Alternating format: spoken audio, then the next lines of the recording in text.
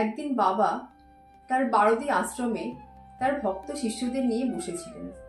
এমন সময় বাবা হঠাৎ খুব রেগে গিয়ে আশ্রমের দরজার দিকে তাকিয়ে কাউকে খুব কটূক্তি করতে থাকেন।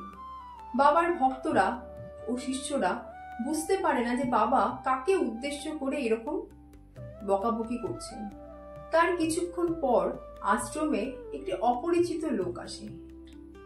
বাবা তাকে দেখে অত্যন্ত রেগে যান ও অত্যন্ত কড়া ভাষায় লোকটিকে কটূক্তি করতে থাকেন ও বকাবকি করতে থাকেন।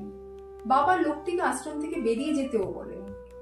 লোকটি আর কিছু না বলে বাবার কটূক্তি শোনার পর আশ্রম থেকে বেরিয়ে যান। বাবার ভক্তরা ভাবতে থাকে যে বাবা ওই লোকটির উপর এভাবে রেগে গেলেন কেন, কারণ লোকটি সেদিন প্রথম আশ্রমে এসেছিলেন। বাবা সে সময় এত রেগে গিয়েছিলেন যে বাবার ভক্তরা তাকে কোনো কিছু জিজ্ঞেস করতেও সাহস পাচ্ছিল না। তখন বাবা নিজেই বলেন যে ওই লোকটি আসলে একটি নর মাংস বিক্রেতা, ওটা একটা কসাই। ওই লোকটা তার বিবাহযোগ্য মেয়েকে বিয়ে দেওয়ার জন্য এমন পাত্রের সন্ধান করছে যে তাকে অনেক টাকা পণ হিসেবে দেবে। তাতে সেই পাত্র দোজবর হোক, মাতাল হোক, লম্পট হোক, লোকটার তাতে কোনো অসুবিধা নেই। সে অনেক বেশি টাকা পণ হিসেবে পেলেই খুশি। সে বাবার কাছে আশ্রমে এসেছিল এই কথা জানতে যে কিভাবে সে মেয়ের বিয়ের পণের টাকাটা আরো বাড়াতে পারে। তাই বাবা তাকে বকে আশ্রম থেকে বার করে দিয়েছেন। বাবার এই কথাগুলি শোনার পর বাবার ভক্ত শিষ্যরা বুঝতে পারেন যে বাবা তখন কেন এত রেগে গিয়েছিলেন। বাবার ভক্তদের মধ্যে একজন বলেন যে তিনি লোকটিকে আগে দেখেছেন।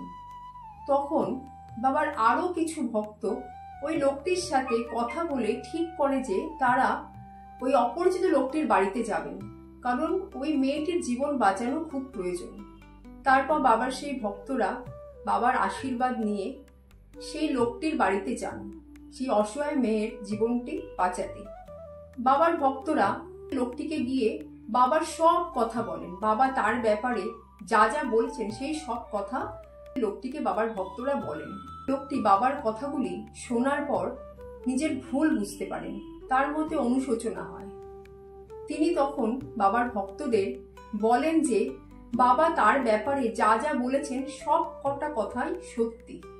সত্যি তিনি সেদিন বাবার আশ্রমে গিয়েছিলেন বাবার কাছে এটা জানতে যে কিভাবে তিনি মেয়ের বিয়ের পণের টাকাটা আরো বাড়াতে পারেন। তারপর লোকটি আর দেরি না করে বাবার ভক্তদের সাথে তার আশ্রমে আসেন। আশ্রমে এসে লোকটি বাবার কাছে নিজের দোষ স্বীকার করে ক্ষমা চান। তারপরে সে কিছুদিনের মধ্যেই একটি সুপাত্র দেখে তার মেয়ের বিয়ে দেন।